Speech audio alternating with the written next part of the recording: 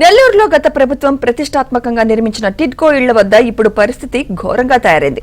టిడ్కో ఇళ్లని ఇప్పటికీ పూర్తిగా లబ్ధిదారులకు కేటాయించలేదు. కొన్నిటిని కేటాయిస్తే వాటిలో వైసీపీ నేతలకి ఇచ్చినవే ఎక్కువ. వైసీపీ నేతలు టిడ్కో ఇళ్లను అమ్మి సొమ్ము చేసుకుంటున్నారు. అలాగే టిడ్కో ఇళ్లలో అసాంఘిక కార్యకలాపాలకు పాల్పడుతున్నారు. ప్రజలు టిడ్కో ఇళ్లలో నరకం చూస్తున్నారంటున్న జనసేన నేత జానీ మాస్టర్తో మా ప్రతినిధి మహేష్ ఫేస్ టు ఫేస్. నెల్లూరులో జనసేన ఆధ్వర్యంలో భారీ ర్యాలీ నిర్వహించారు. టిడ్కో ఇళ్ల వద్ద ఆందోళన చేపట్టారు. జన సైనికుడిగా సామాజిక న్యాయం కోసం ముందుకు వచ్చిన జానీ మాస్టర్ ఇందులో పాల్గొనడం జరిగింది. మనతో పాటు జానీ ఉన్నారు, వాళ్ళని అడిగి మరిన్ని వివరాలు తీసుకుందాం. సార్, ఏమంటారు? ఈ టిడ్కో ఇళ్ళని మీరు స్వయంగా పరిశీలించారు, ఏమంటారు? వాళ్ళు ఏమంటారు లబ్ధిదారులు? సార్, లబ్ధిదారులు అయితే నాకు ఒకటే చెప్తున్నారు సార్, వాళ్ళకి చాలా అన్యాయం జరిగింది, చాలా అన్యాయం జరిగింది. ఏడుస్తున్నారు సార్. వాళ్ళు రెంట్లు కట్టుకుంటున్నారు. ఏది ఇల్లు ఉండి కూడా బయటికి వెళ్ళి రెంట్లు కట్టుకుంటున్నారు. వాళ్ళందరూ ఇక్కడికి వచ్చారు చాలామంది. సో మాకు ఇల్లులు ఇవ్వలేదని చెప్పి నా దగ్గర అడగటం జరిగింది. సార్, ఇక్కడ భారీ కుంభకోణం జరిగింది సార్. అది చిన్నది కాదు సార్. ఇక్కడ ఉన్న బస్తాలు, మీటర్లు ఇవన్నీ తీసుకొని వెళ్ళారు సార్. సార్, సామాజిక న్యాయం చేస్తా అంటున్నారు. ఇక్కడ ఇల్లులు ఇచ్చింది ఎవరికి సార్? వైసీపీ నాయకులకు ఇచ్చారు సార్. అందజేయాల్సిన వాళ్ళకి అందజేయలేదు. సో ఉండాల్సిన వాళ్ళు ఉండలేదు. ఏదో ఒక 2% తప్ప. అది కూడా ఆ ప్రభుత్వం, తెలుగుదేశం ప్రభుత్వం ఇచ్చేసింది. సో అందుకని వాళ్ళు మాత్రం కొంతమంది వచ్చారు. సో ఈరోజు ఇది చూడటం చాలా బాధాకరం వేసింది సార్. వండుకోవడానికి కూడా, తినడానికి కూడా కష్టం ఉన్న ఈ రోజుల్లో సో అలాంటి పరిస్థితుల్లో రెంట్లు కట్టుకోవాలంటే చాలా ఇబ్బంది సార్. సో అలాంటిది వాళ్ళ బాధలు నాకు తెలిపారు. నేను చాలా ఆవేదన వేసింది. ఈ పక్కన ఏదైతే ఉందో అది ఎంత 6 అంకణాల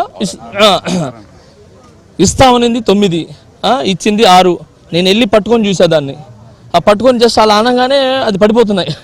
సో అలాంటి ఇల్లులు ఇస్తే దాంట్లో ఎలా ఉంటారు? ఉండలేక వాళ్ళే పగలు కొట్టుకొని వాళ్ళ సొంత డబ్బులు పెట్టుకొని ఇల్లులు కట్టుకుంటున్నారు వాళ్ళు.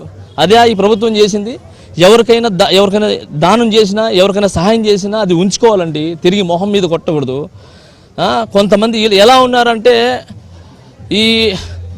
ఎలా ఉంటుందంటే ఇది ఎవరో కట్టిన దానికి ఎవరో పేరు పెట్టినట్టుంటుంది, ఎవరో బిడ్డకి ఎవరో పేరు పెట్టినట్టు. కొంతమంది అంటారు ఇది సింక్ అవ్వకపోవచ్చు, కానీ బాగా ఆలోచిస్తే సింక్ అవుతుంది. ఇది ఎలా అంటే కక్కిన కూడికి ఆశపట్టం అంటారండి. సో అది మీకు తెలుస్తుంది అనుకుంటున్నాను, అర్థమవుతుంది అనుకుంటున్నాను. చెప్పండి. అలాగే ఇక్కడ మీరు లబ్ధిదారులు ఇళ్ళకి వెళ్ళడం జరిగింది, వాళ్ళతో మాట్లాడారు. వాళ్ళు చాలా మంది రెంట్కుంటున్నారు. పక్కన వైసీపీ నేతలకు ఇల్లు ఇచ్చారు. ఆ ఇళ్లలో అసాంఘిక కార్యక్రమాలు జరుగుతూ ఉన్నాయి. ఎలా ఉండాలంటున్నారు? మీరు ఏమంటారు? సార్, నిజంగా సార్ అసాంఘిక కార్యక్రమాలు చాలా జరుగుతున్నాయి. చాలా ఇబ్బందికరంగా ఉంది. నేను వెళ్ళడానికి చాలా ఇబ్బందికరంగా అనిపించింది నాకు. ఈ వైసీపీ ప్రభుత్వం ఏదైతే వచ్చిందో ఈ 5 సంవత్సరాల నుంచి దాంట్లో ఎన్ని ఘోరాలు, ఎన్ని నేరాలు జరిగినాయో ఒక్కొక్కరు వాళ్ళు చెప్తుంటే చాలా బాధేస్తుంది. ఆడపిల్లలు తిరగడానికి కూడా చాలా ఇబ్బంది ఉంది. అది కాక నీళ్లు చాలా ఇబ్బంది ఉంది.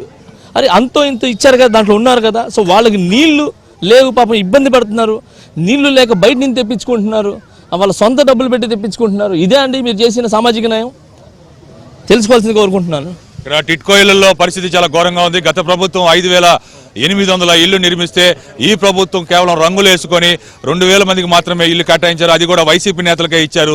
ఆ వైసీపీ నేతలు అద్దెలు వసూలు చేసుకుంటున్నారు. ఇక్కడ పెద్ద ఎత్తున అసాంఘిక కార్యకలాపాలు జరుగుతూ ఉన్నాయి.